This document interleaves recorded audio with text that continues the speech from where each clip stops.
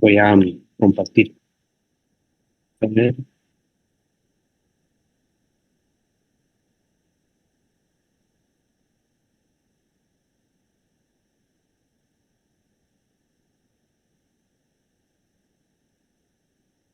Bueno, a mí y a nuestro grupo nos corresponde hablar acerca de las membranas fetales de los mamíferos.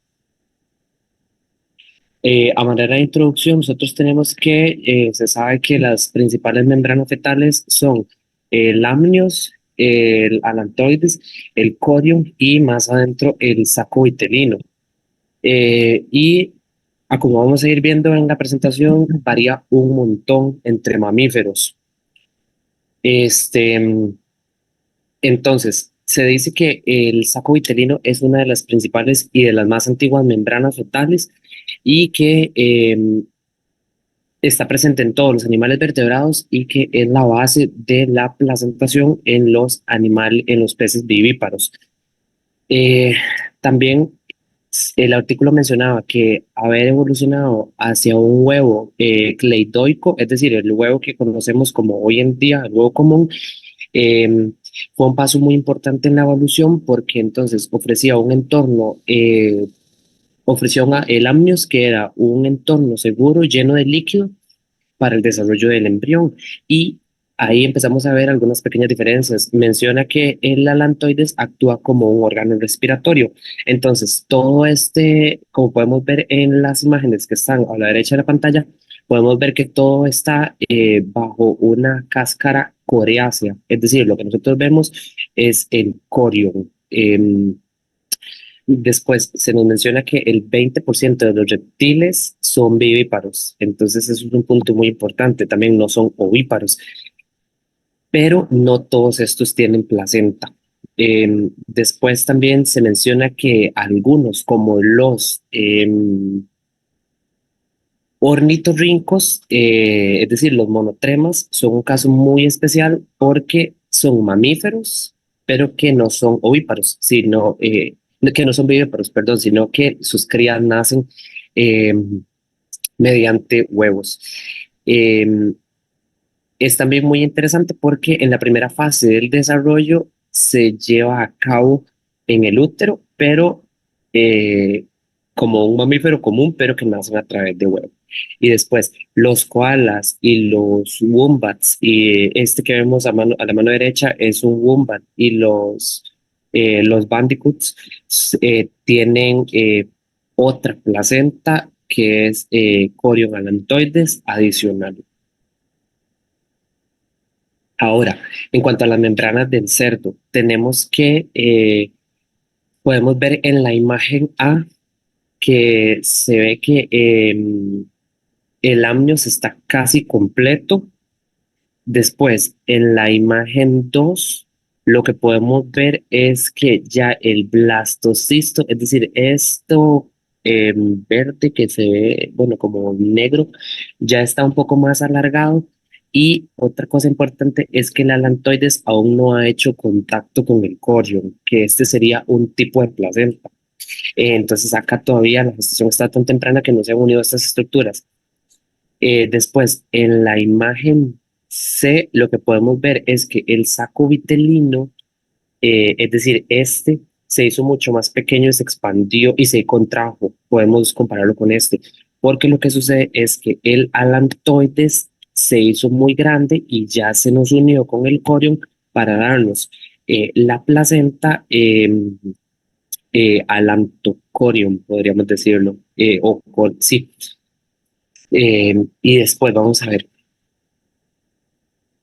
Ahora tenemos que en la vaca la placenta tiene la característica que ya todos nosotros conocemos, que es que son dos sacos llenos de líquido, como dos lóbulos, dos cuernos de forma semilunar. Em, y el amnio se fusiona en algunos lugares con el corion. Ahora vamos a tener también los placentomas, que los placentomas son el cotiledón, que es fetal, y la unión de las carúnculas, que son maternas. Eso es lo que nos va a hacer la placenta, en el caso de la vaca. Y ahora, el exoceloma lo que va haciendo es que se va reduciendo a medida de que las otras membranas se van expandiendo. El exoceloma es este espacio que nosotros vemos cavitario, que aún no está rodeado por alguna otra estructura. Y ahora, en cuanto a las yeguas, también ya lo habíamos comentado un poco en la clase. Bueno, el saco vitelino tiene, inicialmente el saco vitelino tiene la función de absorber eh, nutrientes y secreciones uterinas. Y en los embarazos fetales, lo que va a posibilitar que se den y que sean viables es que entonces ambos sacos vitelinos tengan acceso a estos contenidos uterinos. Y también lo que mencionaba es que el corion y el alantoides y el saco vitelino nos van a dar, va a ser la fuente de unas células que se llaman células trofoblásticas. Estas entonces migran y al momento de que migran, entonces se unen entre la pared uterina y así es como se forman nuestras copas endometriales. Entonces eso es lo que estamos viendo acá. Por ejemplo, inicialmente tenemos entonces que acá está el saco vitelino y acá está el alantoides. Si hacemos un acercamiento, vamos a estar por acá. Entonces, acá lo que tenemos es, por ejemplo, trofoblasto y otros tejidos. Si seguimos haciendo un zoom aún más, vamos a empezar a ver cómo se va dando la invasión, el ensamblaje, la invasión, hasta que entonces se realiza la unión de ambos tejidos. Por ejemplo, aquí menciona migración, y entonces así es como externamente nosotros vamos a ver una copa endometrial que si hacemos zoom va a ser esto. Mencionaba que se da en el día 36-38 de la gestación y que ya como al día 100 como máximo inicia su degradación. Entonces acá podemos ver entre el día 80 y el día 100 se degrada la copa endometrial. Para lo que sería las membranas fetales del ratón y otros roedores, como se observa en la imagen, en la izquierda tendríamos un blastocisto que muestra un trofectodermo, la masa celular interna, que es lo que dice ICM, y el endodermo extraembrionario primitivo, que es lo que se ve que está en color verde. En el momento de la implantación, el endodermo comenzará a extenderse alrededor de la superficie interna del trofectodermo, para luego este trofectodermo polar, una vez extendido, va a formar lo que es el cono ectoplacentario. Esto va a revertir el epiblasto hacia la cavidad del saco vitelino, y el endodermo que reviste este epiblasto va a ser el endodermo visceral, que eventualmente va a contribuir a la placenta del saco vitelino. Y luego, junto con la aparición de este mesodermo extraembrionario, la cavidad central se va a expandir y se va a subdividir en cavidad ectoplacentaria, en exoceloma y en el amnios.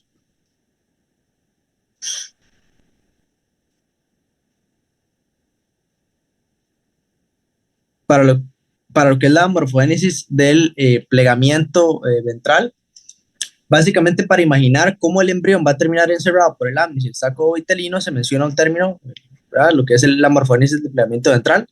Básicamente, como se observa en la imagen, implica varios reordenamientos simultáneos, donde, como se observa en la imagen, ¿verdad?, que observamos el alantoides, el saco vitelino y el amnios. Básicamente, en ese proceso, el alantoides se va a reposicionar mediante sus movimientos morfogenéticos, de modo que el cordón umbilical quede colocado en la línea media, ¿verdad?, como se observa en la imagen D, ¿verdad? Y mencionaba el artículo sobre que la proteína morfogenética ósea era la que está involucrada en todo este ordenamiento simultáneo. Y lo que serían las membranas fetales de los primates humanos y otros haplorhinos, que básicamente es un suborden de primates en el cual se incluye al humano, los haplorhinos. Temprano al desarrollo humano, el endodermo recubre la cavidad del blastocisto para formar un saco vitelino primario.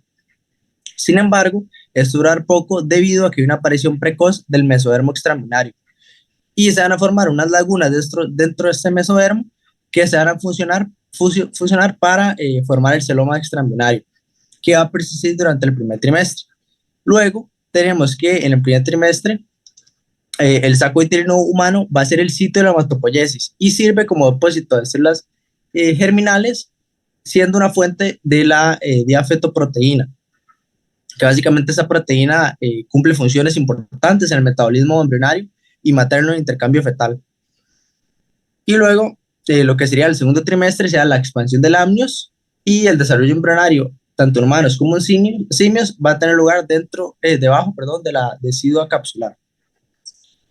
Las vellosidades que forman alrededor del embrión se van a atrofiar y eso es lo que va a dar la formación de lo que es el corio liso. Y por último, tenemos que la superficie interna del corio liso se va a terminar fusionando con el amnios.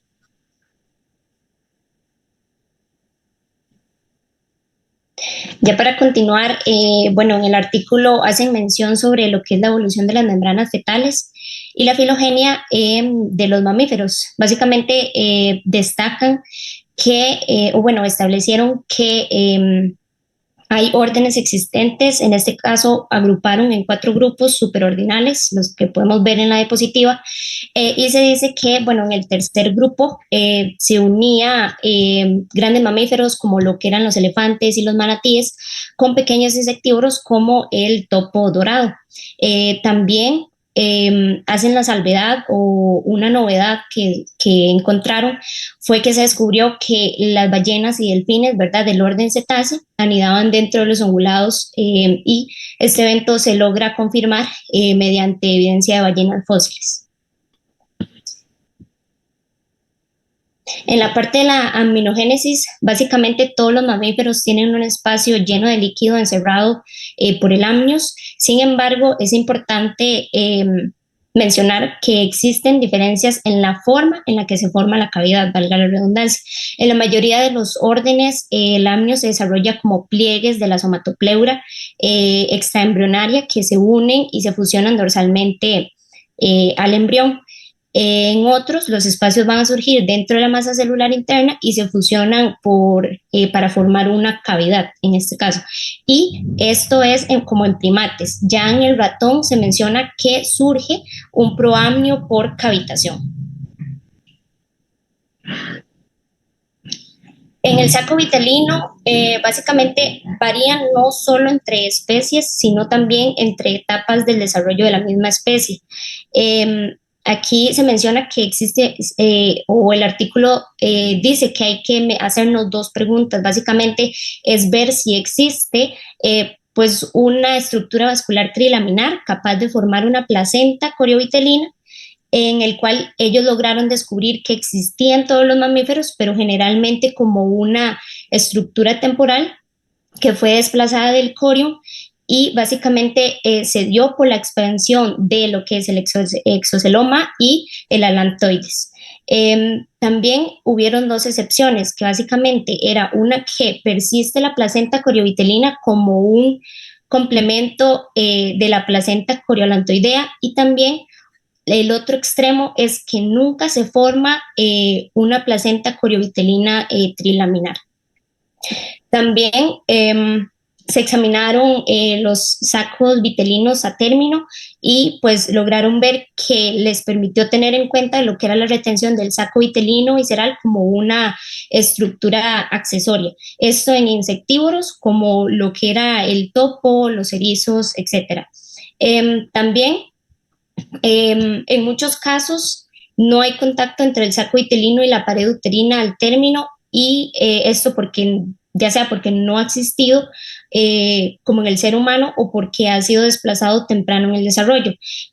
Bueno, y en la imagen podemos observar lo que mencioné al inicio, que básicamente el saco vitelino no varía entre especies, sino que varían no solo entre especies, sino que pues vamos a ver las diferencias conforme al embrión se va desarrollando, ¿verdad?, en sus diferentes etapas.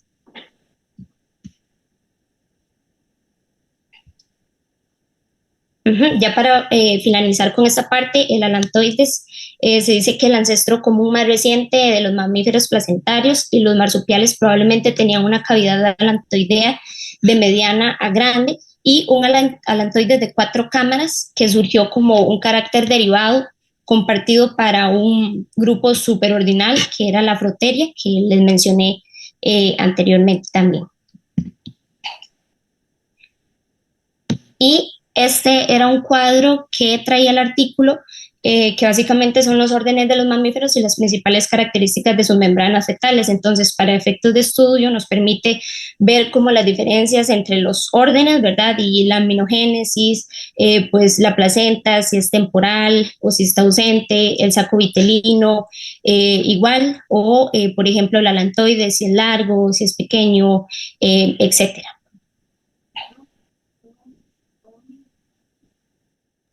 A nivel de perspectivas, así lo menciona el autor, que aquí lo que hace es hablar como de ciertas pistas que puedan tener las membranas fetales que de los ratones y, por ejemplo, de los bovinos que nos puedan dar pistas de cómo funciona la placenta en general.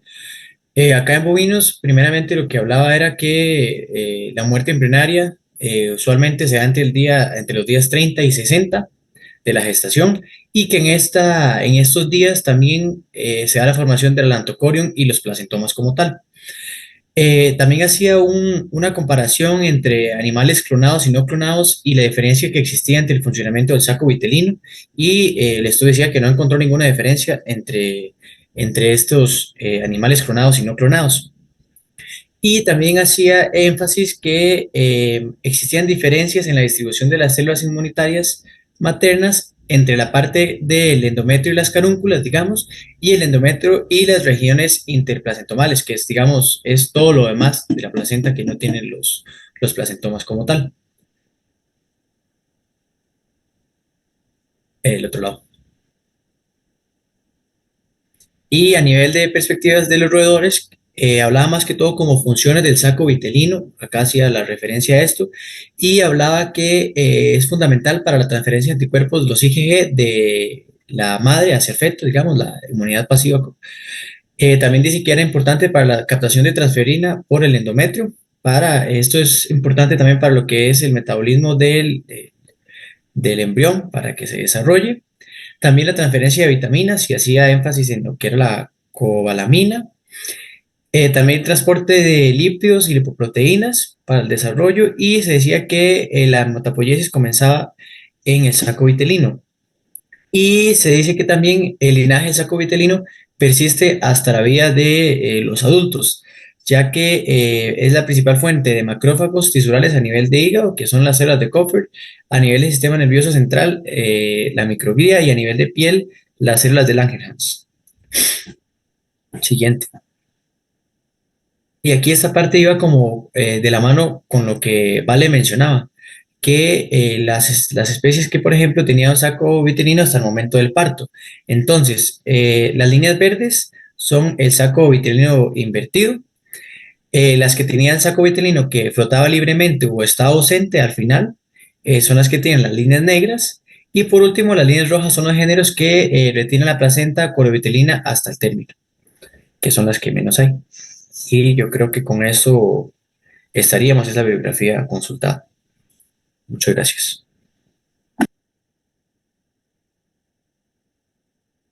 ¿Qué les pareció, chicos?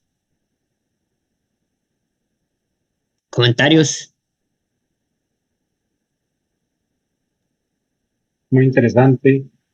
Estaba viendo ahora lo que estaban comentando al final, que el saco vitelino se mantiene en la parte adulta, o sea, en la etapa adulta ya con reservas en el vaso era y los macrófagos y demás.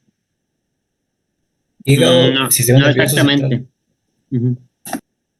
No, no Y no, exactamente. de alguna forma no desaparece. Lo que habla es que las células de origen del saco vitelino dan origen a este tipo de células, ¿verdad? No es que el saco vitelino permanece ahí, sino células, Es el eh, linaje celular, digamos. Bueno, el sí lo decía el linaje, artículo. el linaje celular, ¿verdad? Esas líneas celulares embrionarias dan origen a esas células, ¿verdad? No es que tenemos la placenta ahí pegada en el hígado.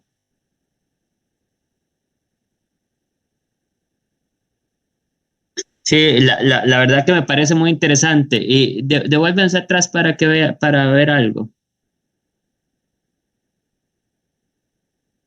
Sí, señor, voy. ¿Como cuál?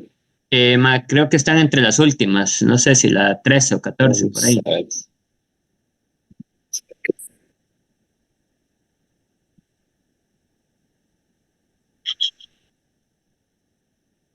Bueno, esto es súper interesante. La tabla, la 13. Esa. Ujú. Esa me parece súper, bueno, eso es súper interesante cómo se comparan, ¿verdad? Que básicamente es también lo último del cuadro que presentó Fabio, ¿verdad? Del árbol filogenético, digámoslo así.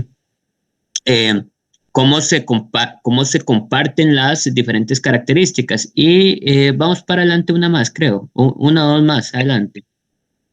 Vamos a ver. La 15 será, no. Otra más, Ujú. otra más. Creo que es la última, sí es la que Ajá, dices. ajá. Entonces, como la 13 o 12. El punto es lograr la 13 o 12.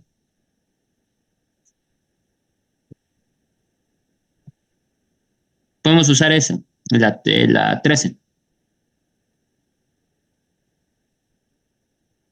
Que ustedes vean realmente todas las membranas fetales, ¿no?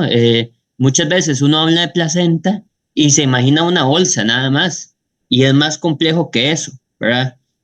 También es importante visualizar esto, ¿verdad? Si es un alantocorium, si para visualizar dónde pueden estar las patologías, ¿verdad? Dónde se está pegando el bichillo con la placenta, ¿verdad? E ir visualizando. Inclusive, cuáles son las funciones del saco vitelino, cuáles son las funciones del atlantoides. Uno habla en general de la vesícula amniótica, ¿verdad? Y realmente cuáles de todas estas cavidades son, ¿verdad? Entonces, es importante tenerlo presente y tenerlo eh, en la cabeza, inclusive para entender las patologías, para entender el desarrollo y para entender realmente cómo funciona la preñez. Esto es básico, inclusive cuando hablaron de los caballos, de las migraciones de las células del trofoblasto para formar las copas endometriales, ¿verdad? Entonces todo esto va teniendo sentido y es básico tener esto para, yo no sé si ustedes se acuerdan de histología, de embriología, pero muchas veces uno llega y estudia esto y no le ve el sentido, ¿verdad? O en ese momento. Tal vez ahorita ya les pueda llamar un poquito más la atención, ¿verdad? Entonces, muy bien, chicos, preguntas de los compañeros.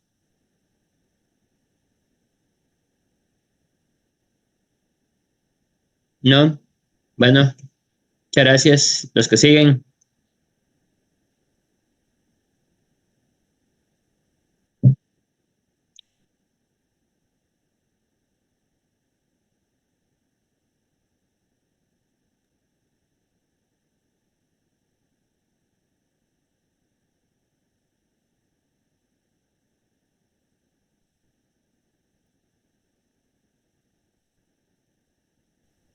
Bueno, buenas tardes. ¿Ahí me escuchan?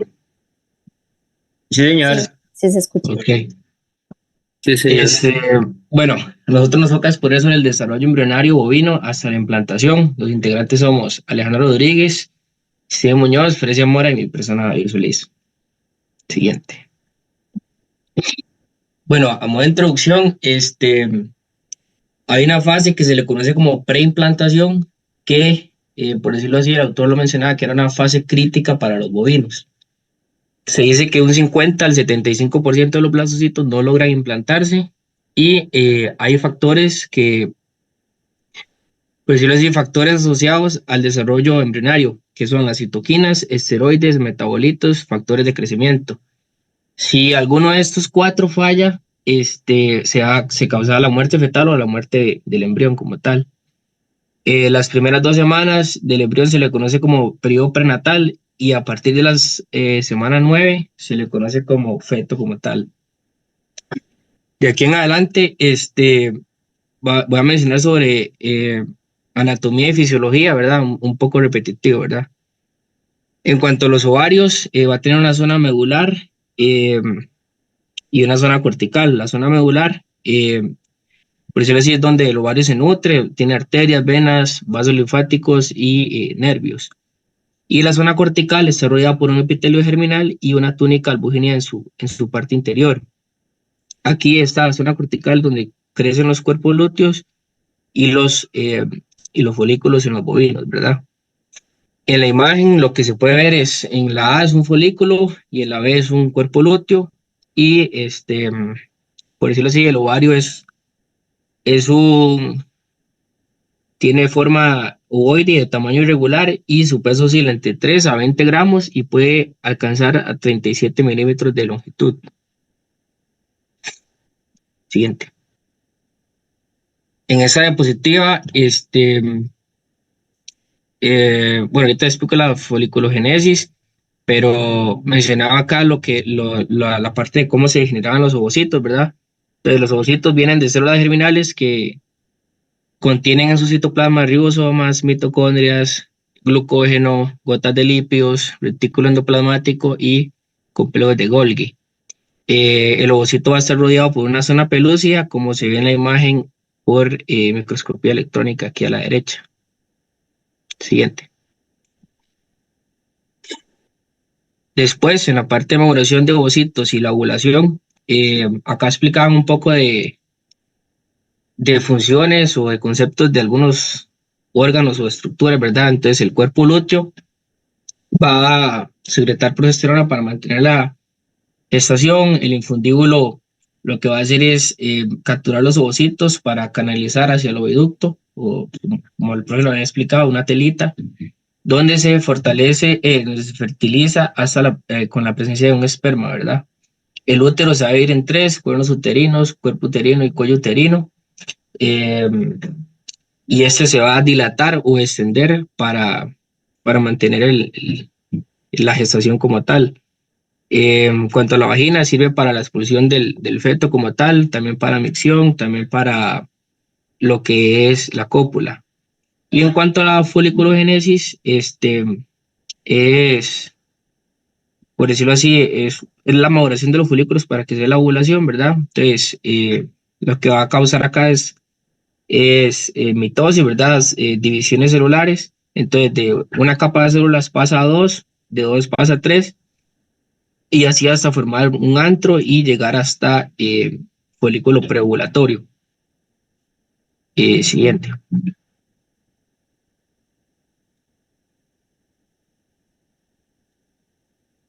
Luego de lo que sería la maduración y demás, en caso de que se dé la cópula y todo salga bien, vendría lo que sería la fertilización de los ovocitos.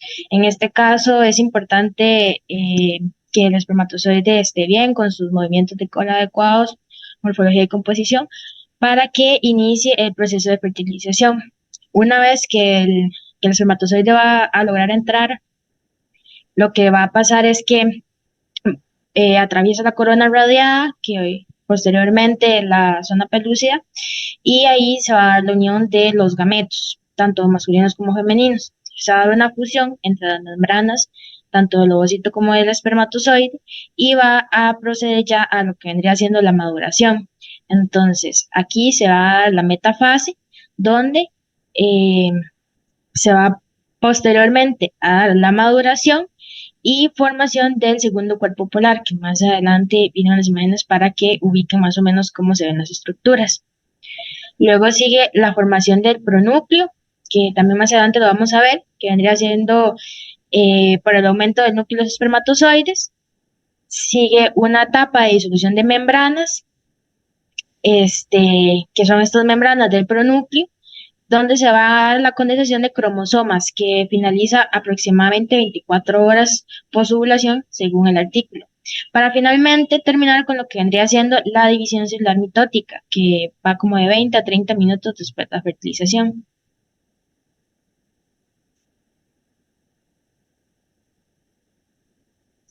Eso es lo que ocurre como en el primer contacto. Luego sigue la activación del genoma embrionario. Se dice que en las primeras horas, por decirlo así, el estudio menciona que hay una intervención materna, ya que el cigoto y el embrión van a estar controlados por células de ARN mensajero que las va a dar de forma hereditaria a la madre, hasta que después, según la maduración y demás, este embrión como tal se va a activar y va a seguir como él su camino, ya no tanto por mediación materna, que vendría siendo la segunda fase, que dice transición materno-embrionaria, que esto es cuando ocurre más o menos en la etapa de mórula, más o menos 16 células. Y aquí ya en teoría daría inicio a la gestación, que se va a dividir en tres fases hasta el momento del parto. La primera va a ser el cigoto, que este se va a formar y se va a implantar. La tercera ya va a ser la adhesión como tal al trofectodermo, que vendría siendo la fase embrionaria, que forma parte también de la mineralización ósea. Y la última fase ya va a ser de la mineralización ósea hasta que esté completamente formado el feto y listo para la expulsión. Fase fetal, ¿no? Ujú. Ahí dice fase letal. Fetal, sí, perdón.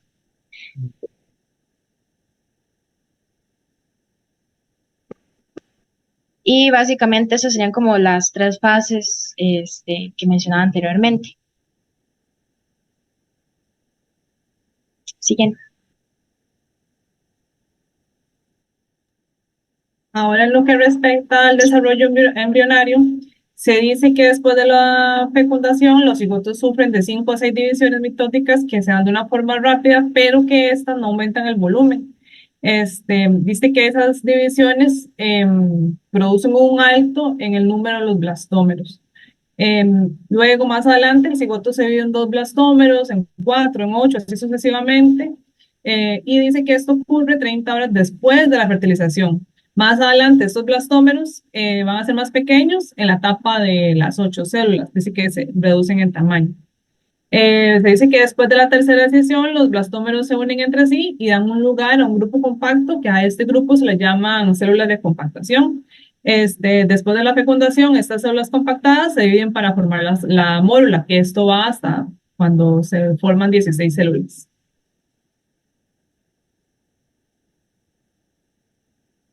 Luego, conforme la mórula crece, los blastómeros se dividen en 2 tipos de células, la masa celular interna y las células circundantes. Dice que la masa celular interna da origen, perdón, a los tejidos embrionarios, y la masa extracelular, esta es la que contribuye a formar lo que va a ser más adelante la placenta.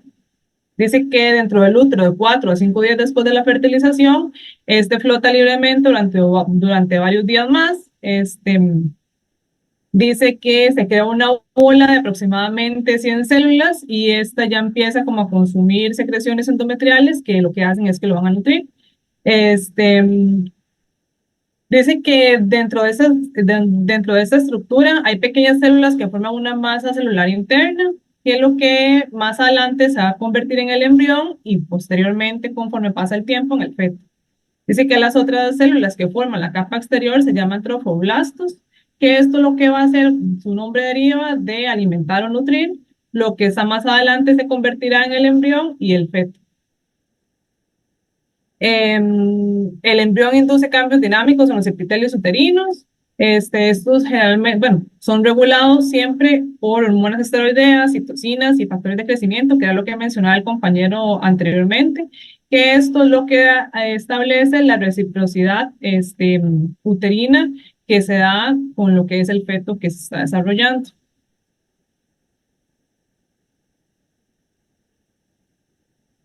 Ya se dice que en esta etapa de embrionaria, las células son totipotentes. De aquí es cuando empieza la eclosión, que se libera de la zona pelúcida y comienzan con la implantación. El blastocisto se implanta en el fondo del útero, en la pared posterior. Dice que el trofoblasto es el que se encarga de secretar la proteína B sérica, que lo que hace es que el útero sobreviva, perdón, que el cuerpo lúteo sobreviva, crezca y continúe produciendo progesterona. Además, que hace que los siguientes ciclos se paren, se frenen y crea un entorno adecuado para que el embrión pueda seguir creciendo y sobrevivir. Se dice que las células de la masa interna ya en este punto son un embrioblasto. Este se encuentra en un polo y las células de la masa externa se denominan trofoblastos. Estas se van aplanando y van formando una pared para que se vaya ya dando lo que es en sí la implantación. Se dice que en bovinos, aunque el blastocisto se forma varios días después de la fecundación, la placentación comienza a partir del día 21.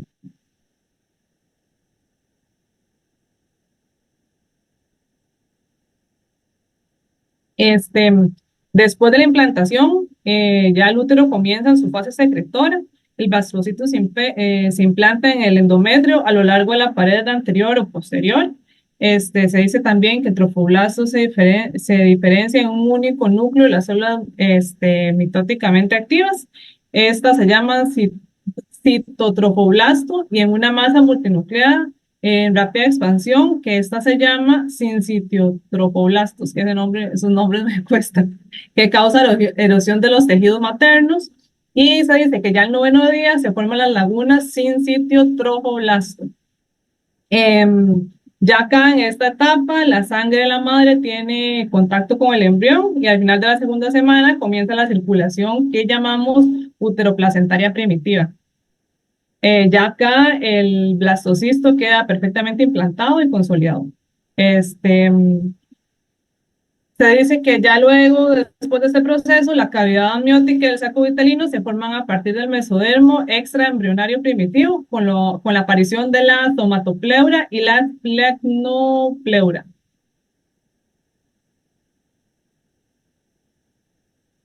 Ya casi que es con la etapa final de la gastrulación, inicia la morfogénesis. Eso es al final de la tercera semana. Se forman las 3 líneas germinales básicas en la región cefálica, que es el ectodermo, el mesodermo y el endodermo. El ectodermo se dice que da lugar a los órganos y estructuras que mantienen el contacto exterior del feto, ¿verdad? Que va a ser el sistema nervioso central, el sistema nervioso periférico, glándula pituitaria, glándulas mamarias, glándulas sudoríparas y esmalte dental. Al final de la cuarta semana ya comienza la diferenciación de tejidos y las membranas extraembrionarias y órganos. Y esta imagen es como un resumen del resumen de todo y ahí más o menos va viendo las fechas y los procesos en los que se van dando según los procesos, ¿verdad?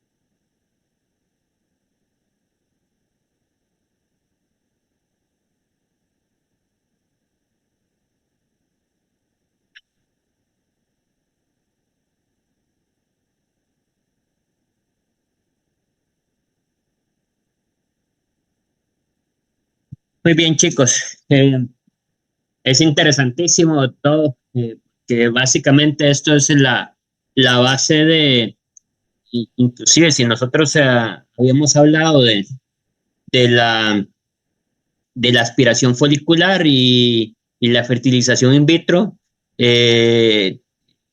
aquí es donde explica todas las bases de eso. Después hay una imagen ahí de resumen que va montando todas las etapas por días. Esa misma, ¿verdad? Que si ustedes ligan esto con lo que presentó el grupo anterior, ¿verdad? Le da una mejor idea a uno de qué es lo que está sucediendo en el desarrollo embrionario, ¿verdad? Entonces, creo que es importante para lograr entender la preñez. Preguntas, dudas, quejas, malestares.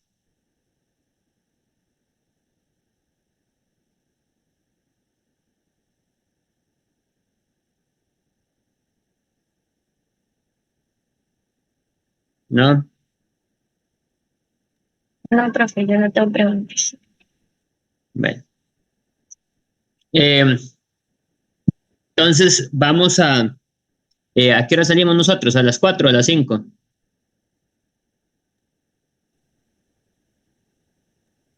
Sí, profe, yo creo que a las, no sé, entre 4 y 5, sí.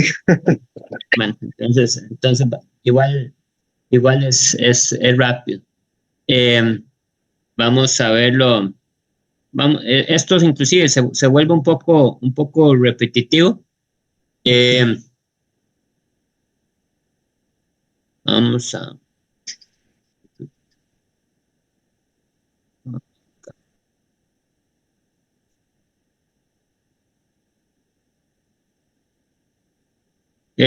inclusive, mucho de esto es... hay...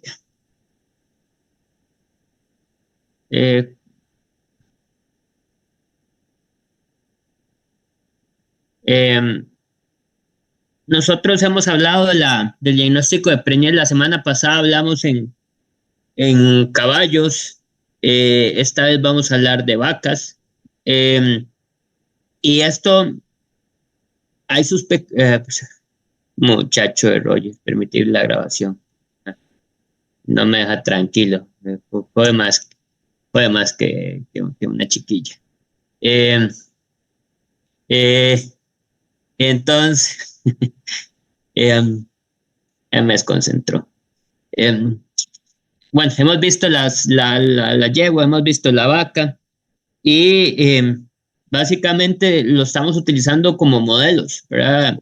El diagnóstico de preñez en cuanto a lo que hablamos aplica mucho para todas las demás especies. Evidentemente hay sus peculiaridades y sus pequeñas diferencias, pero como modelo para entender el diagnóstico de preñez nos funciona mucho tanto la vaca como la yegua, ¿verdad? Vimos la yegua que no tenemos la característica de los placentomas, ¿verdad? Que eso nos hace una diferenciación como especie. Y ahí y hablamos en los tipos de placentación, cuáles son parecidas a la yegua, y ahí, inclusive con el desarrollo embrionario, ir esperando cuándo encontrar esas implantaciones, ir encontrando ese desarrollo, ¿verdad? Entonces, como ustedes ven, lo que hemos visto en el tema de placenta, en las primeras dos clases, en las presentaciones de ustedes, en las diferencias, nos ayudan para ir haciendo este diagnóstico. Sí, Entonces hoy vamos a ver, vamos a hablar un poquito del diagnóstico de preñez de la vaca. Como ya les dije,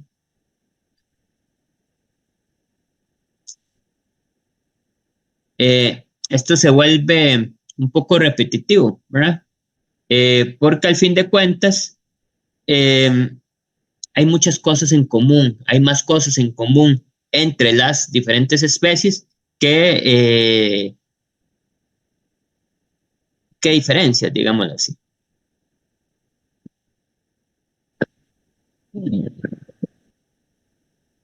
Bueno, chicos.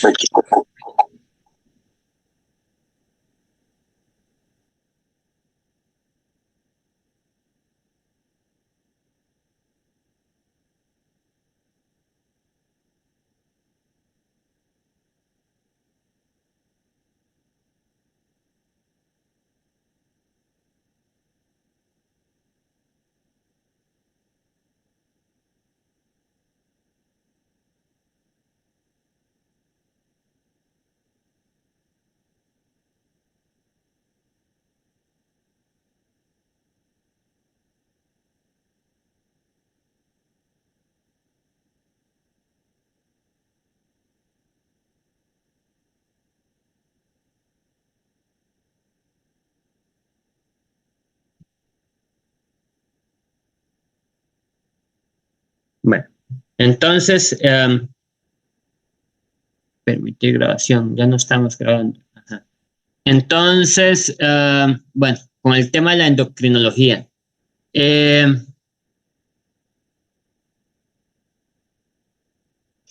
tema de la prostaglandina. Más o menos hasta el día 200 de la preñez, si nosotros removemos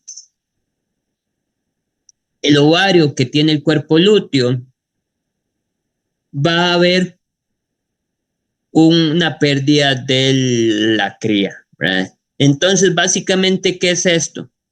La presencia del cuerpo lúteo es importante durante los primeros 200 días de la gestación.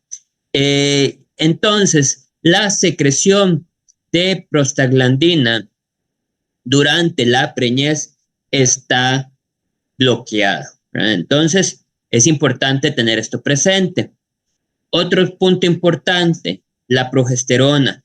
Las concentraciones de progesterona durante los primeros 14 días de la gestación es igual, similar, tanto en los animales que están en diestro como los que están preñados, ¿verdad? Entonces no hay diferencia. Después del día 16, día 17, después de la ovulación, después del día 17, 16 del ciclo, evidentemente en los animales que están en diestro y no están preñados, esas concentraciones de progesterona van a decaer, ¿verdad? Y en los animales que están preñados puede haber una ligera disminución en la producción de progesterona, pero va a aumentar considerablemente después del día 20.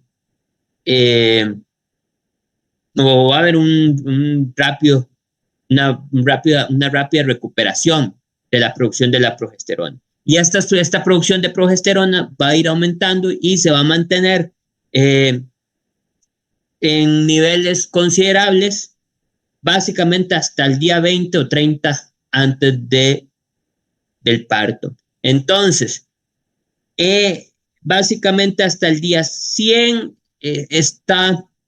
se habla que la producción de progesterona es por el cuerpo lúteo y a partir de ahí ya la placenta secreta suficiente progesterona para mantener la preñez. Y esto es importante tenerlo en cuenta porque más adelante lo vamos a ver como método de diagnóstico.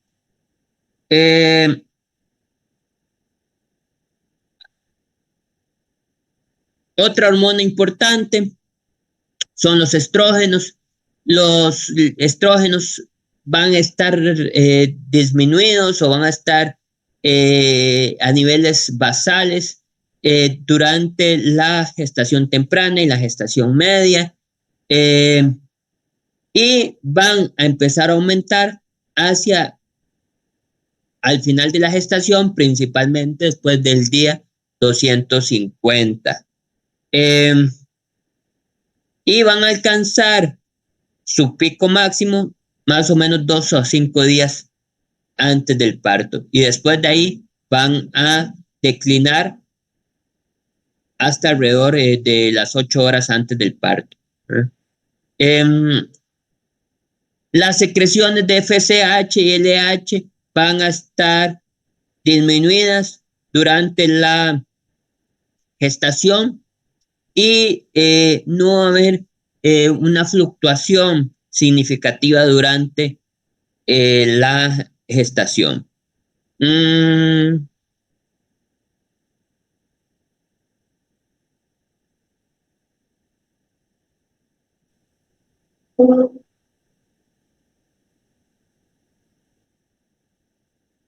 Eh,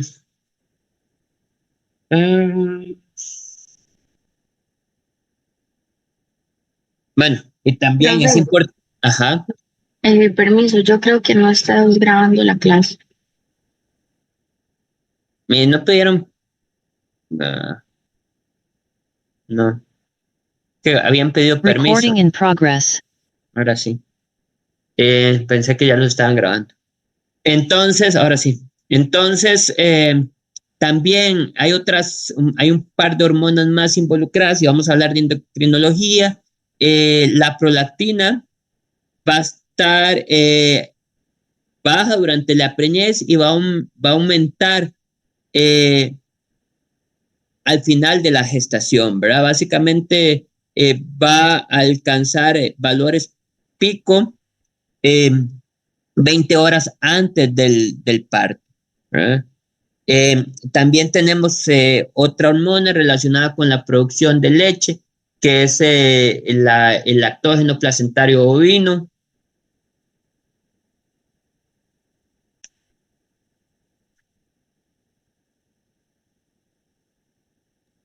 ¿El qué dijiste, profe? Perdón.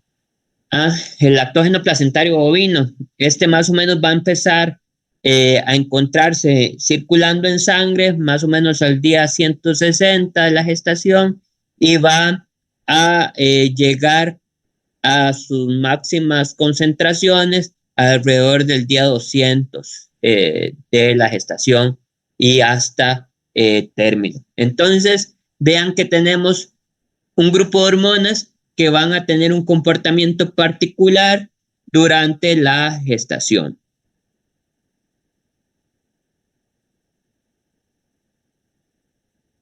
Tenemos también cambios en los órganos reproductivos. Bueno, si nosotros vamos a hablar de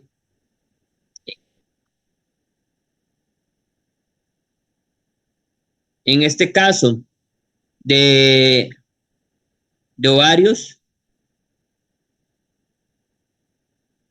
¿qué va a pasar en los ovarios? Bueno, vamos a tener la persistencia del cuerpo lúteo a través de toda la gestación.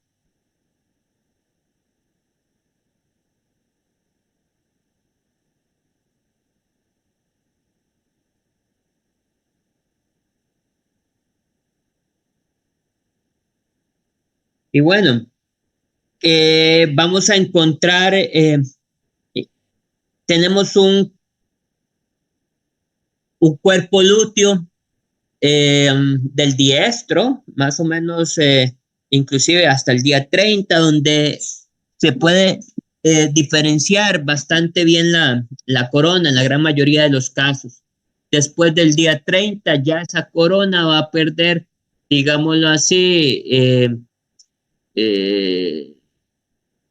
su estructura o ya no va a ser tan evidente, digámoslo así, se va a homogenizar un poquito más la superficie del ovario, haciendo difícil distinguir esa presencia del cuerpo lúteo por palpación. Usualmente los ovarios se pueden palpar más o menos hasta el día 100. ¿Por qué? Porque después del día 100 ese tracto reproductivo empieza a caer en la cavidad abdominal, ¿verdad?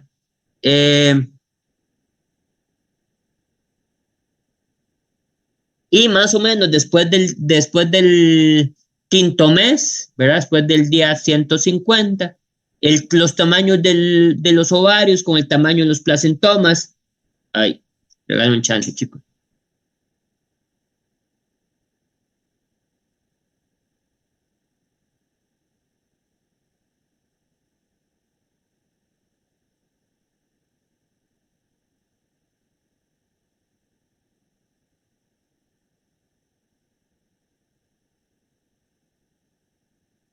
Tamaño de los placentomas es- se puede confundir, ¿verdad? Entonces, eh, la posición de los ovarios y los placentomas nos puede llevar a confusión. ¿Mm? Entonces, Disculpe, ¿qué fue lo que dijo antes de los varios placentomas? Digamos, que ellos tienden a confundirlo a uno, pero anterior a eso, dijo algo. más o menos que al día 150, o al quinto mes de gestación, ¿verdad? El útero, todo el tracto reproductivo por el tamaño del concepto, va a estar jalando eso hacia la cavidad abdominal, ¿no? Entonces, la posición de los ovarios, eventualmente, con el tamaño y la edad gestacional, me puede confundir un ovario con un placentoma, ¿verdad? Entonces, es importante distinguir, ¿verdad? Y era lo que yo les decía la vez pasada, en el laboratorio, cuántos ovarios hay y cuántos placentomas hay, ¿verdad? Entonces, es importante tener en mente eso para que no se vayan no vaya a haber confusión, ¿verdad? Sí. Sí, sí, sí, correcto. Gracias.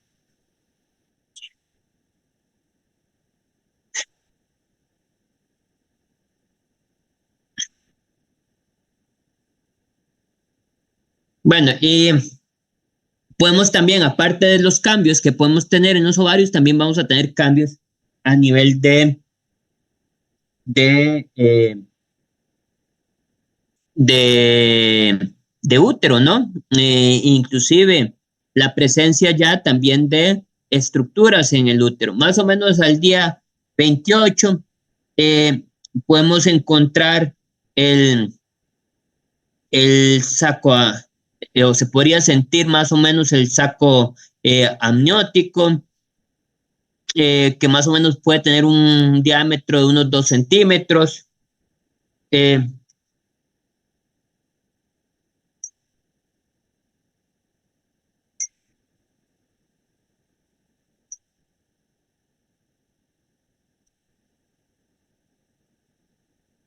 bueno, alguien se está muriendo, me mandaron 300 mensajes.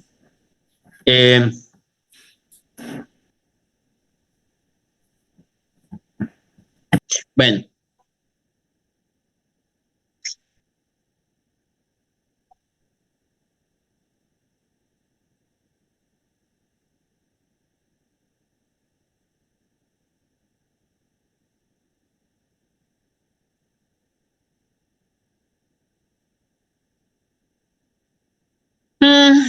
entonces más o menos en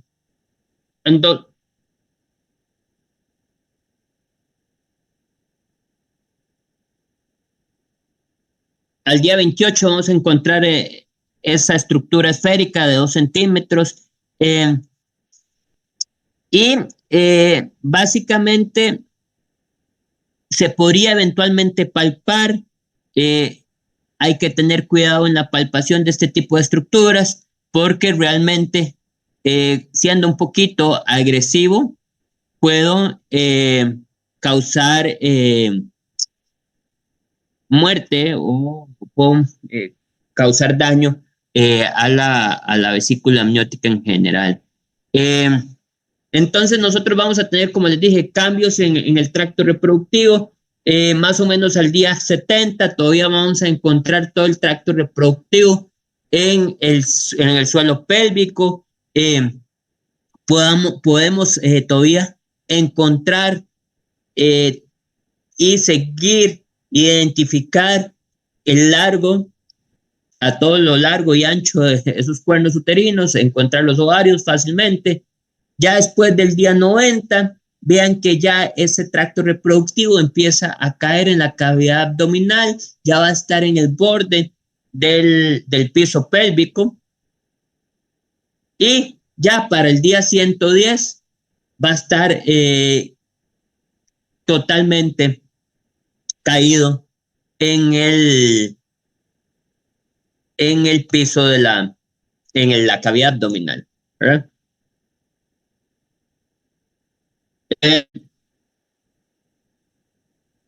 Hablamos la vez pasada de métodos de diagnóstico de preñez en la yegua. Hablamos de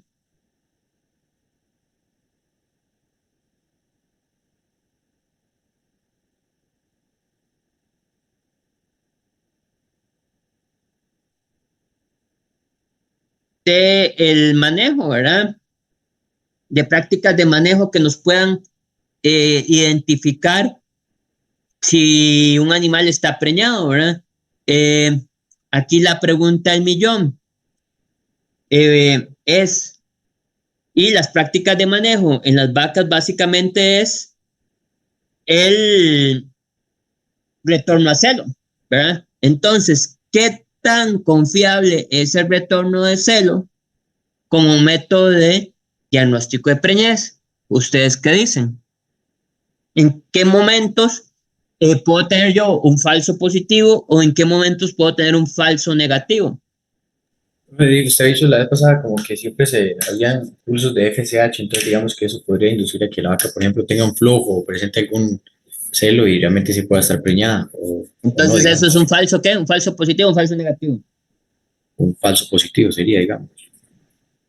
Si la vaca está, Eh, depende no. cómo usted No lo vea, sería digamos. negativo, más bien. No, eso es un falso negativo, Bueno, sí. sí, si Sí. está preñada sería un Negativo, falso sí, negativo. está como si estuviera ciclando otra vez.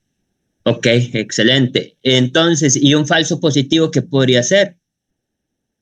Profe, un cuerpo lúteo persistente. Un cuerpo lúteo persistente, muy bien. ¿Qué otra cosa puede ser? O un no retorno de celo, digamos, que uno diga, esa vaca no me entró en celo, está preñada, pero no realmente hace. ¿Y qué? Digamos, como que uno diga, esa vaca está preñada porque no me volvió a presentar celo, Ujú. pero puede que no sea así, puede ser que esté en una nesta. Exacto, Los exacto. quistes folliculares.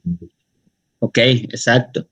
¿Qué más se les ocurre? Me queda la duda del falso positivo, digamos. Cuando usted habla de ese falso positivo, yo dije la opción de que si estuviera, digamos, preñada, pero presentara el celo, digamos. Ujú. Sigo que eso no es un falso positivo.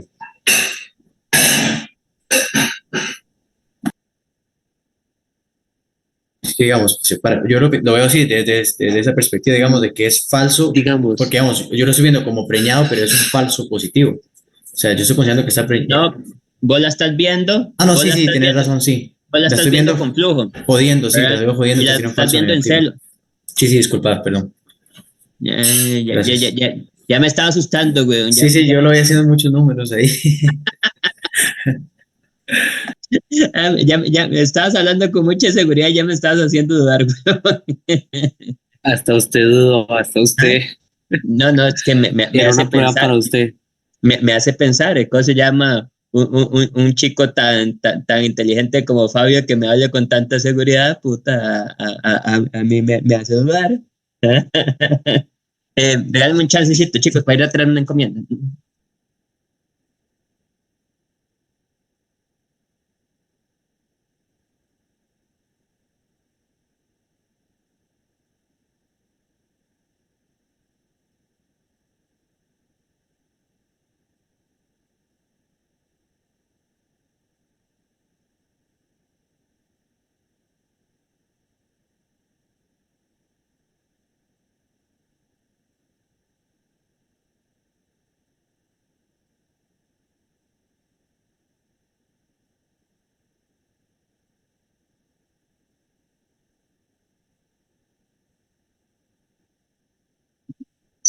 Ah, sí. Y hay un último caso de un falso positivo, de las cosas comunes y evidentes que uno podría encontrar. ¿Cuál podría ser? Ah, digámoslo, estamos hablando de manejo, de las prácticas de manejo que me pueden hacer un diagnóstico de preñez. Entonces, ¿en qué casos usted podría decir una vaca está preñada? Bueno, entonces ustedes ya me dijeron que la vieron en celo, pero que realmente no estaba en celo, estaba preñada. Eso es un falso negativo. Tenemos los casos de los falsos positivos que ustedes me dijeron, una vaca en anestro, me hablaron inclusive de cuerpos lúteos persistentes, y qué otra cosa podría ser, ¿verdad? Y qué es lo más común que puede pasar en una explotación bovina.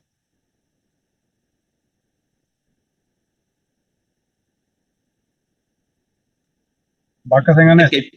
Ah, bueno, ya hablamos de las vacas en Profe, anestro. que dejen pasarle el celo, que no la vean que entró en celo y entonces lo dejen pasar. Eso, Caro, muy bien. El peón se me fue de tanda y no detectó celo, y la mala detección de celo puede ser una de las grandes causas de falsos positivos utilizando el manejo como una práctica de detección de celo, ¿verdad? Entonces, ahí la pregunta del millón es, ¿qué tan confiable es? ¿Verdad? Va a depender mucho de qué tanto yo confío en la detección de celo, qué tan cíclicas están mis vacas, y la otra también va a depender de las diferentes patologías que puedan tener los animales. En este caso, como hablaron por ahí, los cuerpos lúteos persistentes, ¿verdad? Profe, hay algo que hablan en campo de celos silenciosos. Sí, sí, básicamente los celos silentes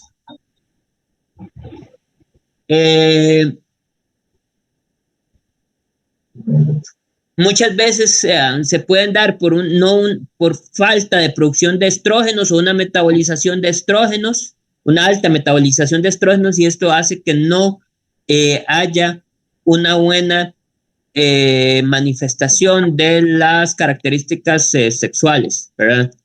O inclusive cuerpos lúteos no una buena producción de progesterona que haga un priming o una sensibilización para que los estrógenos funcionen adecuadamente, ¿verdad? Entonces, eh, ahí vienen los celos silentes, pero básicamente los celos silentes estarían también enfocados y estarían enmarcados en lo que sería eh, una problemática en la detección de celos, ¿verdad?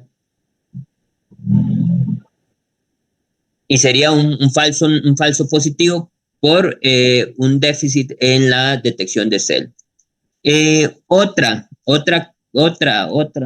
que por ahí uno escucha en campo.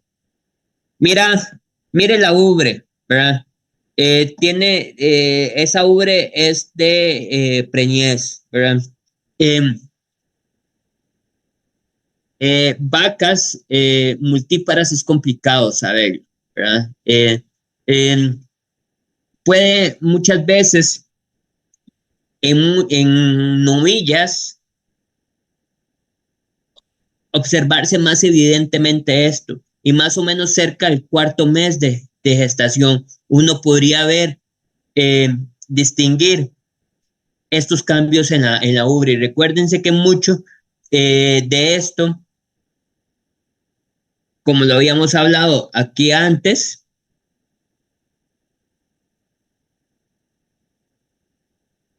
del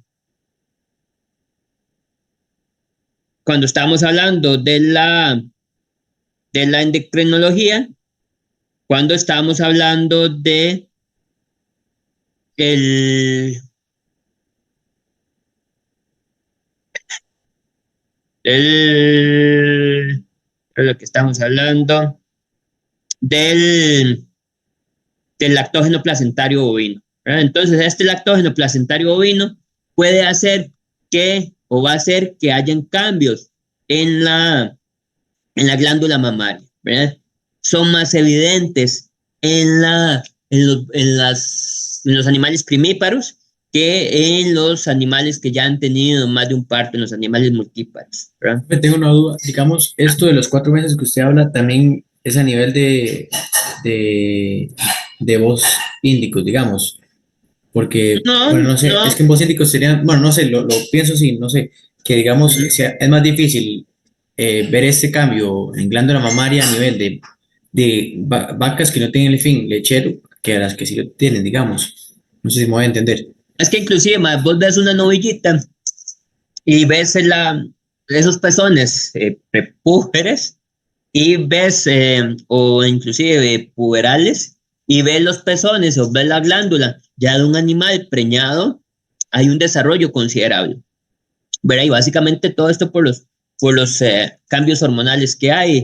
Te hablé de la prolactina y te hablé del lactógeno placentario bovino, ¿verdad? Eh, no es un, no es un signo eh, claro, ¿verdad? Pero son dentro de los métodos de diagnóstico de preñez relacionados con el manejo, ¿verdad? Cosas que la gente ve en campo, ¿verdad? No es no es un método diagnóstico infalible, ¿verdad? Pero hay que tener en cuenta de que más o menos a partir del 4.º mes uno podría eventualmente encontrar cambios a nivel de glándula mamaria, ¿verdad? Y la otra, el otro posible eh, signo o método diagnóstico de preñez es el balonamiento fetal o el balonamiento abdominal, ¿verdad? Es hacer succión a nivel abdominal, al lado derecho del animal y encontrar el feto o la cría ahí en ese balonamiento. Más o menos uno podría encontrarlo a nivel o a partir de los 7 meses de gestación. Se puede hacer tanto a nivel de la pared abdominal como transrectalmente, ¿verdad? Y eso serían cosas que cualquiera podría hacer a nivel de finca, ¿verdad? Son métodos de diagnóstico que cualquiera podría hacer. Hablamos de sus pros y sus contras, ¿verdad? Con el manejo, con las glándulas, con el desarrollo de glándulas mamarias y el balonamiento, inclusive el balonamiento, si eventualmente pudiera yo o tuviera un rumen muy extendido, la cría no estuviera tan grande o estuviera muy caída, me podría eventualmente también dar falsos negativos, ¿verdad? O que yo tenga alguna impactación o algo, o un rumen también muy distendido, muy compacto, eventualmente poderme dar un falso positivo, ¿verdad? Y dentro de los métodos de diagnóstico de preñez, podríamos tener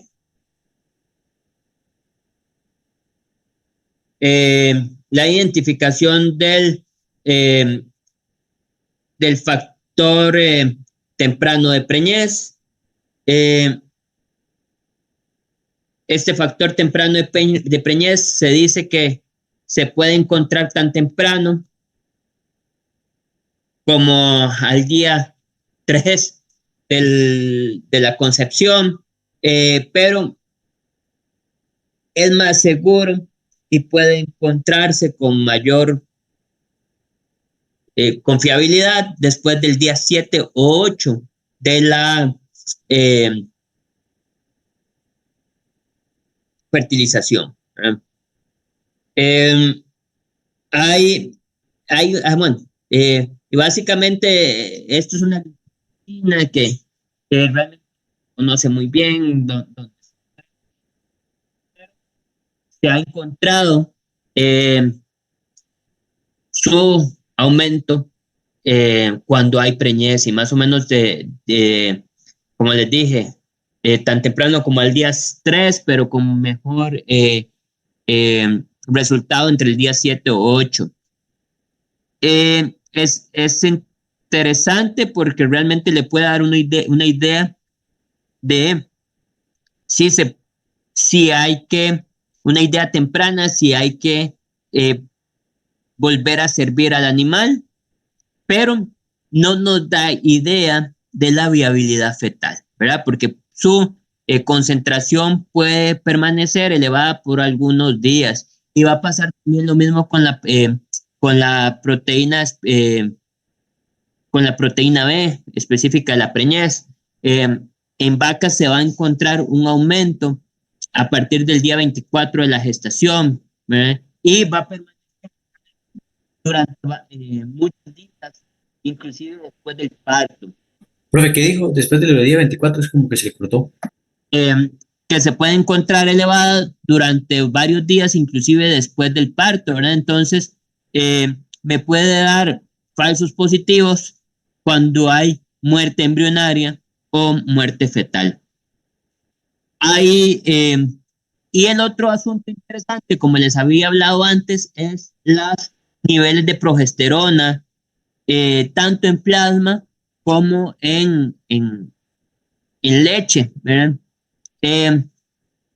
Uno podría decir más que sí, la progesterona en leche, la progesterona en plasma o en suero. Pero ¿cuál es el asunto acá? La gran limitante, estar muestreando a esos animales, estarlos sangrando. Se ha visto, se conoce que hay una gran correlación entre los niveles de progesterona en sangre con los niveles de progesterona en leche, ¿verdad? Entonces, la muestra de leche representa una muy buena manera para hacer cuantificación de los niveles de progesterona. Hay kits comerciales de ELISA que me permiten cuantificar la progesterona en leche. Esto tiene un gran potencial porque eventualmente la progesterona en leche podría servir como un biomarcador de preñez e inclusive eventualmente conforme se vayan automatizando las cosas, se podrían eventualmente medir en el mismo equipo de ordeño la progesterona y tener diagnósticos de preñez o niveles de progesterona continuos en los animales durante cada ordeño, sin la necesidad de estar tomando muestras de sangre en el animal.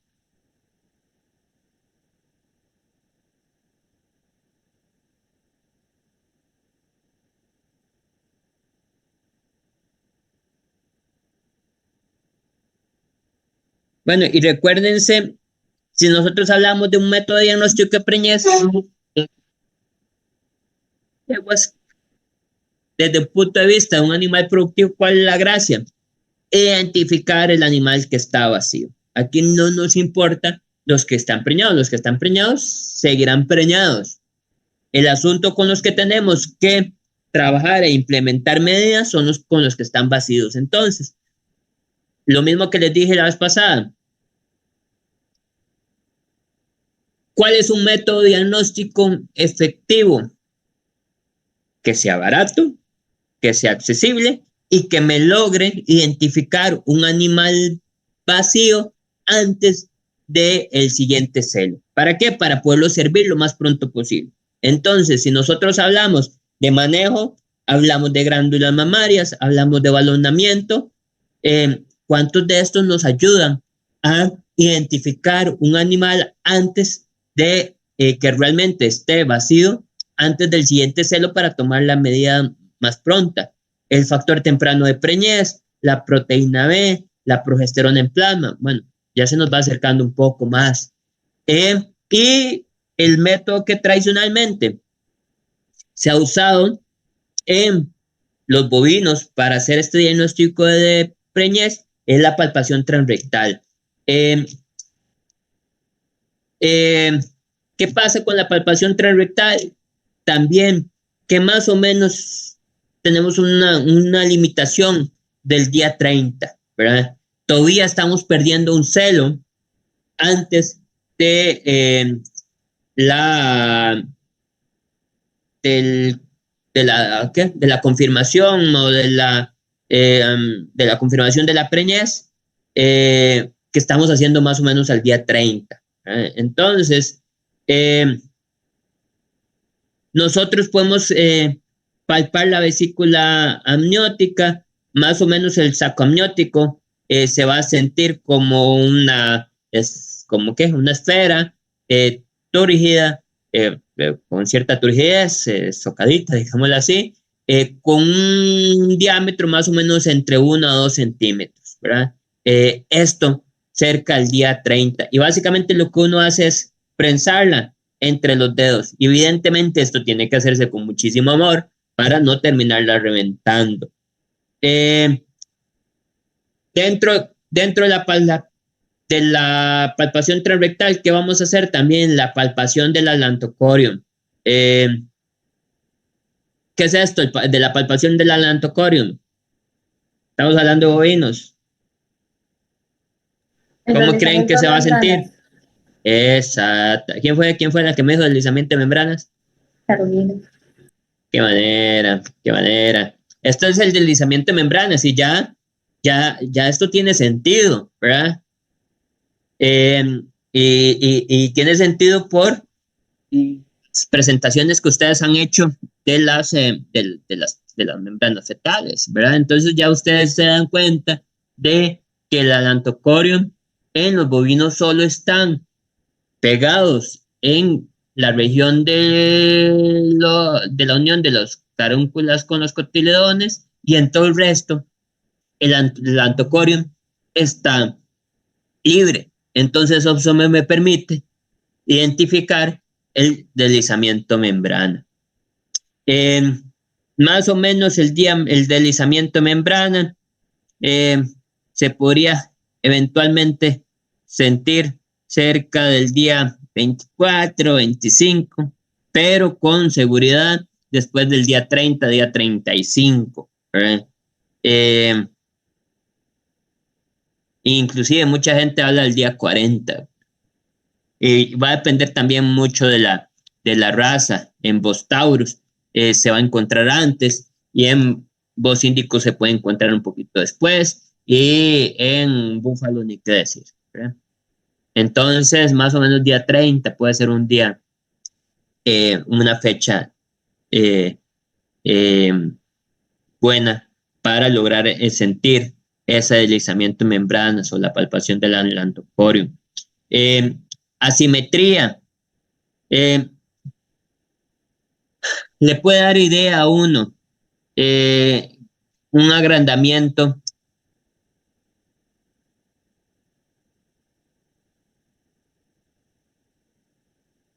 de los cuernos. Sin embargo, esto también puede ser subjetivo, ¿verdad?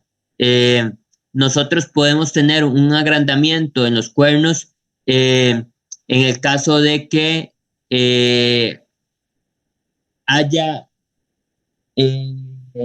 una vaca posparto, haya una involución incompleta del cuerno uterino, ¿verdad? O en los casos que haya piómetra o mocómetra, ¿verdad? Puede haber también un alargamiento, un agrandamiento en el cuerno uterino. También nosotros podríamos... Profe, cuando se habla de ese agrandamiento del cuello, del cuerpo uterino, digamos, se refiere a que anatómicamente ya nada más ella nació con uno más grande.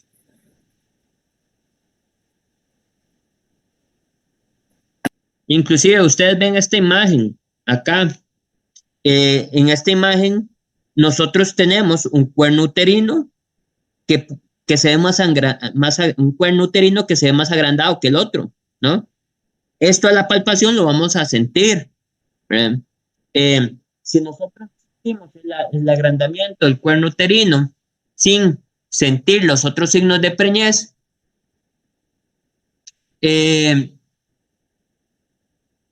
podemos sospechar de preñez, ¿verdad? Y volvemos a lo mismo que yo les había dicho la vez pasada y lo hemos hablado varias veces. Tenemos 4 signos de preñez, ¿verdad? Placentomas, deslizamiento de membrana,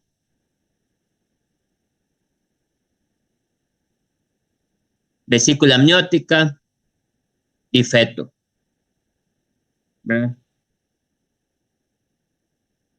Entonces, esas son las 4 que son inequívocas de preñez, ¿verdad? Si nosotros hablamos de asimetría, hablamos, bueno, ahorita vamos a hablar de el cervix, vamos a hablar de arteria uterina media. Esas son pistas de eh, preñez, pero no son confirmatorias, ¿verdad? Entonces, ay, ay,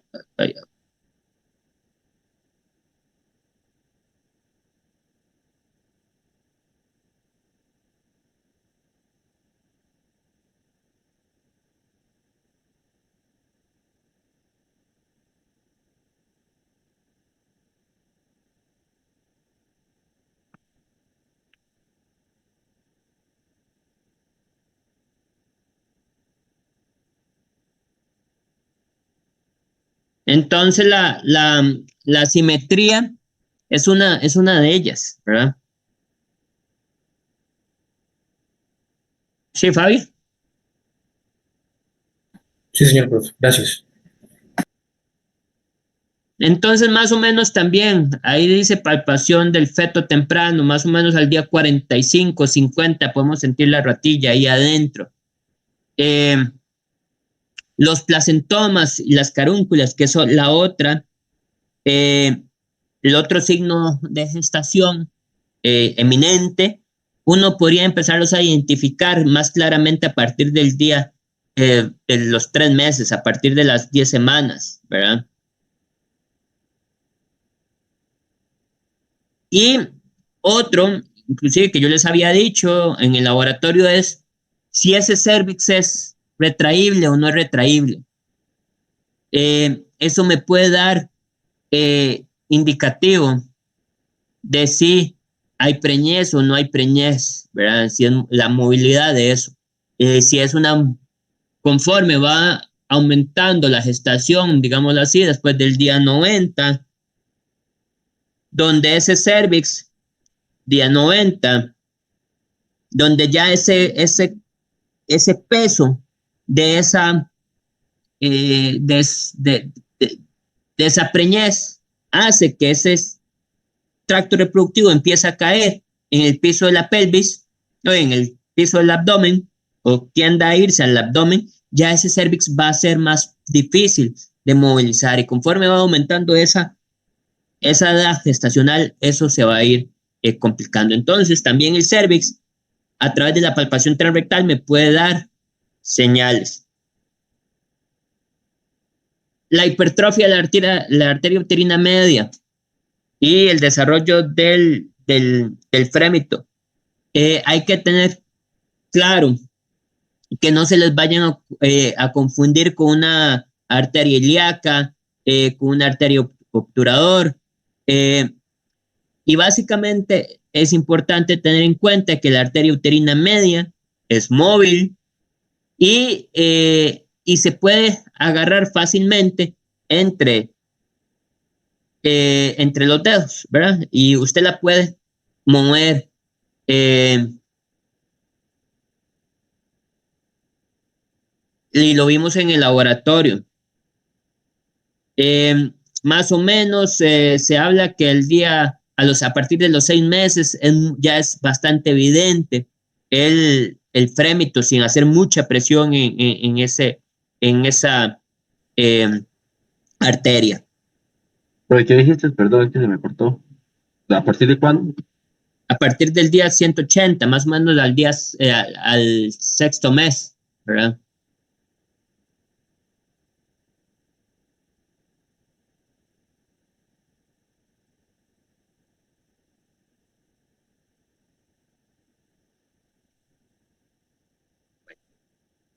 Wait, I'm checking.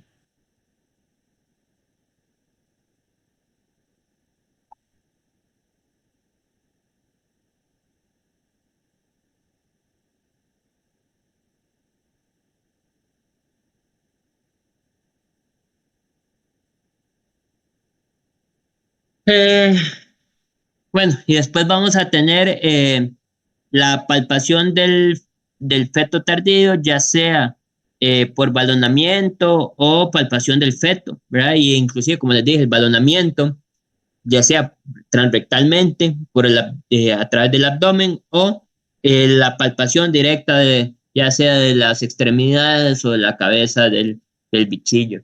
Va a depender mucho del tamaño de la vaca, de, eh, de el grado de relajación del recto y de la pared uterina para lograr sentir eso. Eh, Nosotros con esta palpación transrectal podemos tener eh, falsos positivos y básicamente, ¿cómo podemos hacer un falso positivo? Bueno, cuando hay muerte fetal o muerte embrionaria. Cualquiera de estos signos que nosotros tenemos acá no son indicativos de viabilidad fetal, ¿verdad? Es que hay preñez o hubo preñez. Que el feto está vivo o está muerto, no lo sabemos con ninguno de estos signos. Entonces, eso puede ser uno de los casos en que podamos tener falsos positivos, ¿verdad?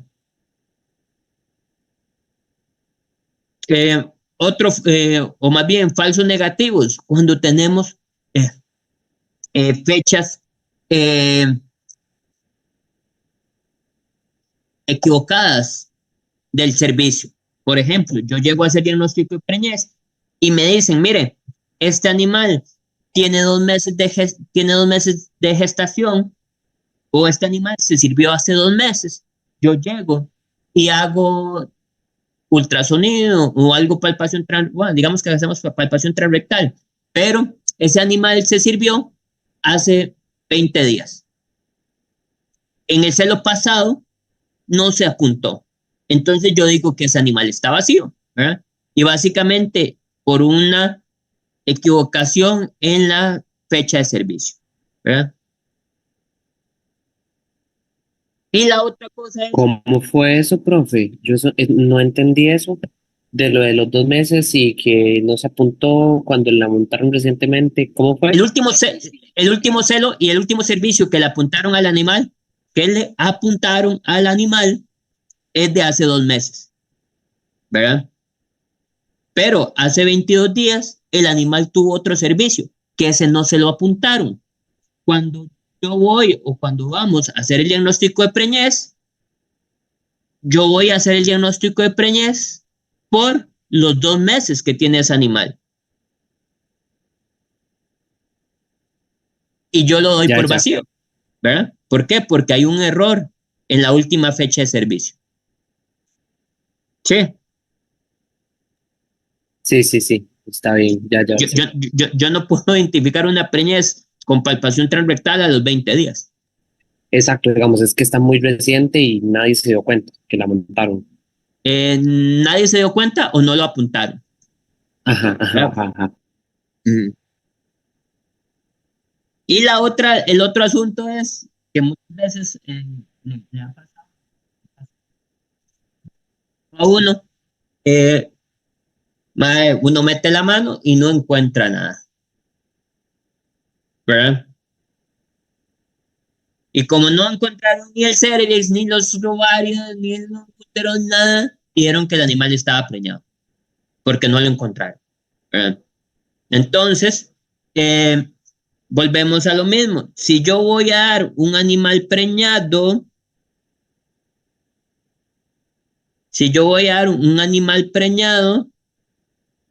tengo que encontrar.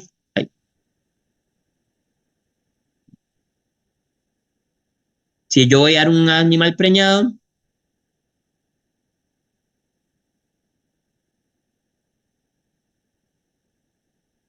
ay, cochino. Tengo que encontrar estos. Yo no puedo dar un animal preñado porque no encontré nada, ¿verdad? Entonces,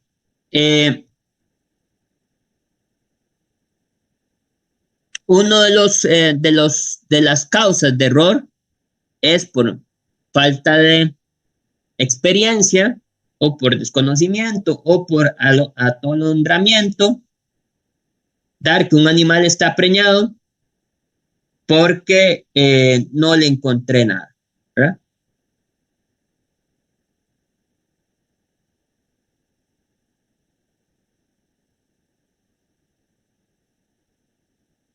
Y vamos a ver qué más tengo que decirles. Profe, que si por ahí te aparece Fabio, pero que se le fue la luz. ¿Cómo?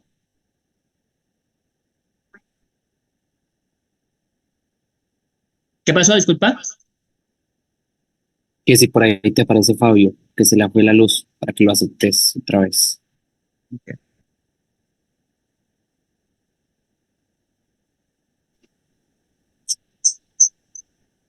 ¿Dónde está Fabio?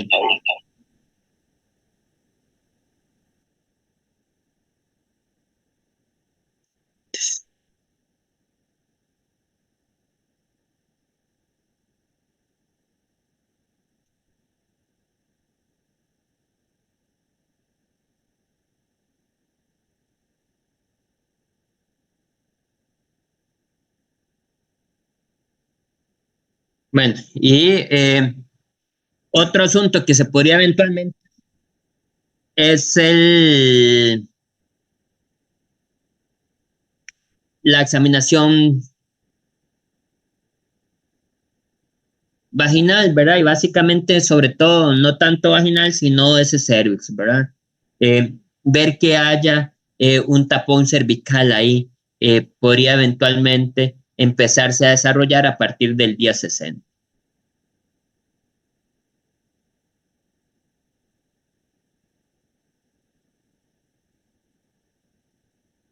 Bueno, y como les dije, es importantísimo hacer el diagnóstico de preñez para identificar lo más certeramente la ausencia de preñez y así montar las medidas posibles para servir ese animal otra vez y mantener el periodo abierto lo más corto posible, ¿verdad? Entonces, esa es la idea de hacer el diagnóstico de preñez. Preguntas, dudas, quejas, malestares hasta ahorita.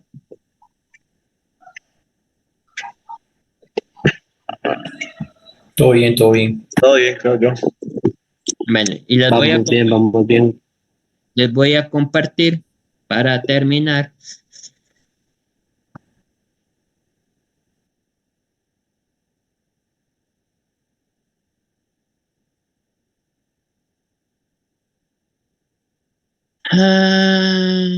Ok.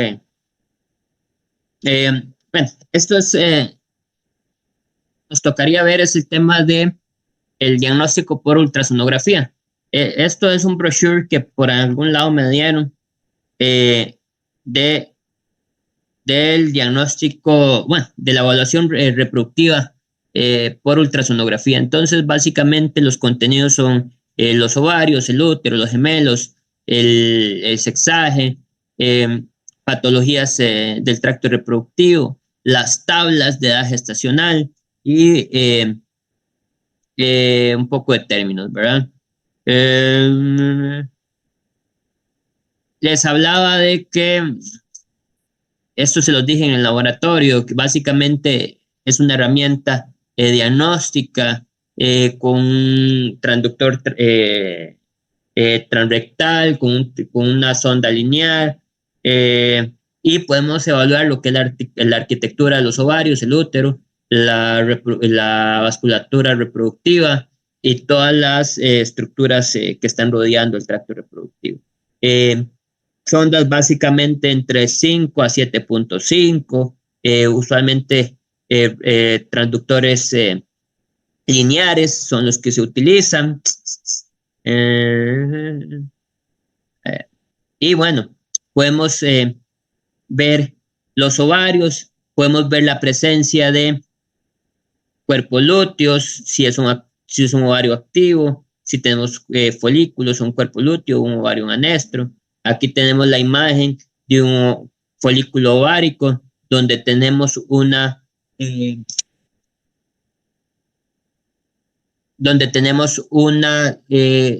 tenemos acá una región hipoecoica. Básicamente la gran mayoría de ultrasonidos, el seteo es que un cuadrito de estos es 1 centímetro cuadrado, entonces uno podría distinguir que este ovario podría tener un diámetro arriba de 1 centímetro. Aquí hay folículos que no tienen ese mismo diámetro, entonces este podría ser un folículo dominante y estos son folículos subordinados. Tenemos un cuerpo lúteo, que son estructuras ecogénicas. Tenemos cuerpos lúteos cavitarios con sus lagunas. Tenemos folículos de diferentes tamaños y aún en la presencia de un cuerpo lúteo. Y si estamos hablando de animales en gestación, nosotros podemos ver un cuerpo lúteo más o menos al día 17, después día 17, día 18, si tuviéramos un Doppler, podríamos ver la irrigación sanguínea de este cuerpo lúteo y saber si es todavía un cuerpo lúteo funcional y aún así hacer un diagnóstico de gestación temprano, ¿verdad? O si no tenemos suficiente irrigación, podríamos dar ese animal como, o podríamos pensar que es un cuerpo lúteo en regresión y dar ese animal como vacío y prepararnos para en el siguiente celo servirlo, ¿verdad? Esto más o menos al día 17.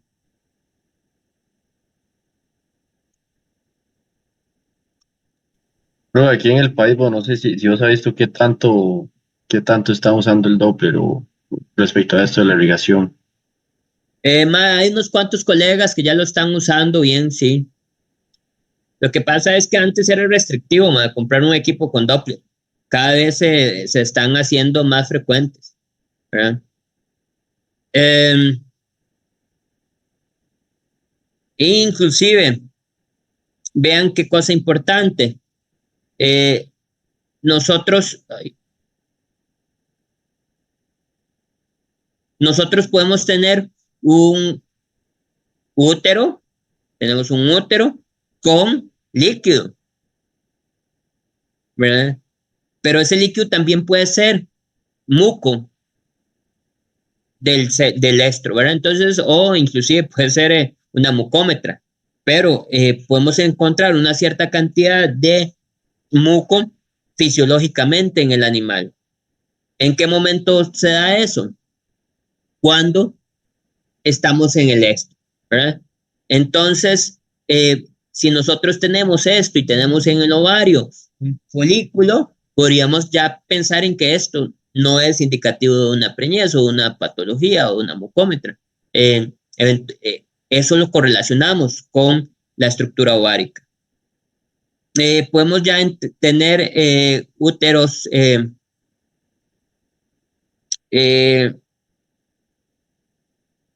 preñados, ¿verdad?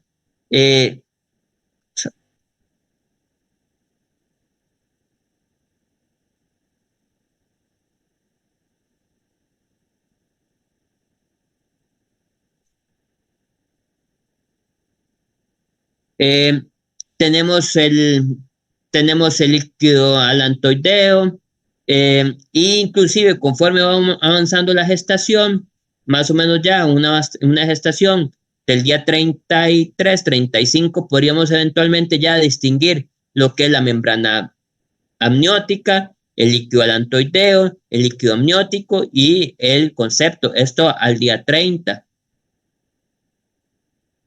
Ya más o menos, recuérdense que yo les dije que la palpación de los placentomas a partir del día 90, a partir de los 30 días, pero a nivel de ultrasonografía se pueden empezar a ver a partir de los 42 días, ¿verdad?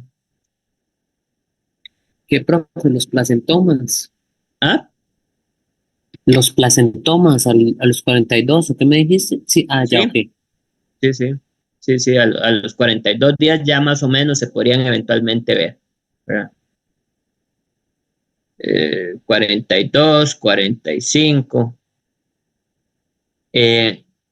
Y eventualmente podríamos ver, bueno, esto es un ovario, donde podemos distinguir 2 ovulaciones, 2 cuerpos lúteos, y a nivel de ovario, perdón, a nivel eh, de ultrasonografía, distinguir los dos conceptos a nivel de cuernos uterinos, ¿verdad? En una misma toma estamos viendo uno aquí y el otro.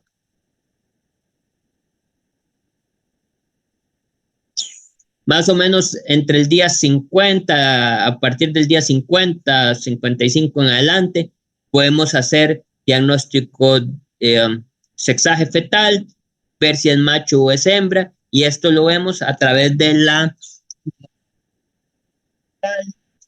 nosotros vamos a ver la estructura ecogénica.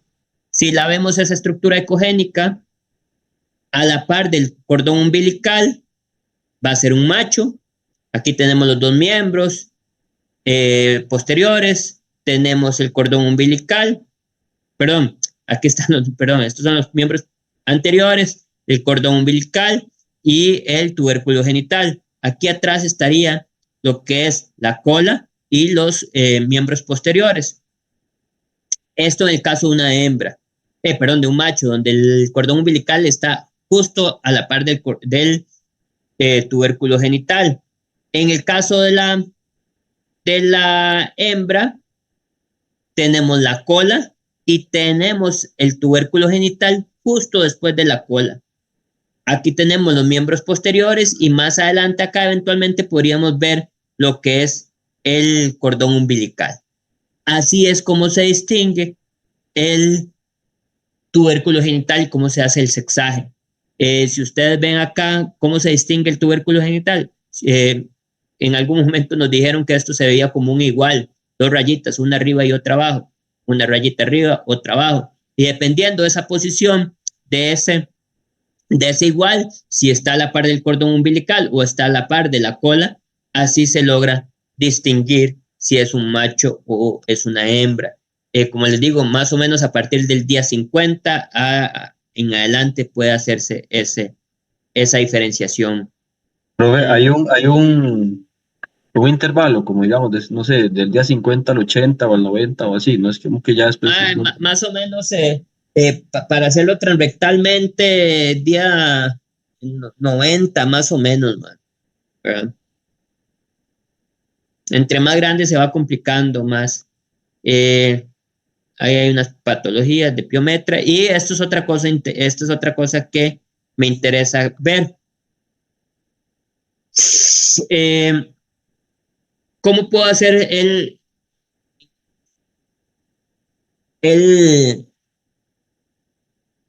la estimación de la edad gestacional, ¿verdad? Entonces podemos hacer el diámetro del tronco, el diámetro de la cabeza, el largo cola, cabeza-cola o el largo de la cabeza, ¿verdad? Estas son las diferentes medidas que puedo obtener para dar edad gestacional en los, en los bovinos, ¿verdad? Y esta es la tabla de referencia. Con esto y con el artículo del Ljungqvist que les había pasado, no sé si yo se los pasé o se los pasó José David, es una manera muy práctica de estimar la edad gestacional. Entonces, esto con la parte de ultrasonografía. Y básicamente esto, la parte de ultrasonografía y parte de las mediciones hormonales van a aplicar para las demás especies, ¿verdad?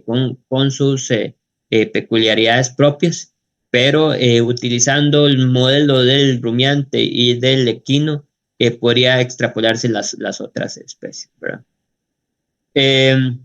¿Qué más, niños? ¿Dudas, preguntas, quejas, malestares? ¿No? Profe, ese artículo no lo va a compartir. Voy a pensarlo. Ya se los mando por WhatsApp. Ya se los mando. Ya se los mando el librito. Y la lectura de complemento de la clase de hoy junto a las otras especies para que lo tengan ahí. Gracias, profe. ¿Algo más, chicos, chicas? Compártanos esa ficha de Ultra para después nosotros tenerla. No, sí, eso se los voy a pasar, ya se los paso. Porque que para efectos de examen es presentaciones y todo lo que hemos visto, ¿verdad? Ajá. No, presentaciones no, artículos. Artículos, lecturas de complemento, clases, y básicamente Y todo. Presentaciones concierto de de- nosotros no. ¿Ah? ¿Cómo? Sí, las presentaciones son Las basadas en los artículos, pero que nos basemos en los artículos, digamos. Ah, ok, ya entendí. Sí, y va a haber puntos con preguntas del concierto de Taylor Swift con el Super Bowl de ayer. Ella viajó en el tiempo para llegar al concierto, ¿verdad? Ujú. Sí, bueno, todo eso lo vamos a preguntar en el examen también. ¿Cuántas horas duró? Bueno, chicos, entonces dejen andar paja y ha sido un placer. Nos vemos el próximo, lunes a las 3 de la tarde. Listo, pura vida, hasta luego. Buenas Gracias, tardes. profe. Buenas tardes. Chao. Gracias.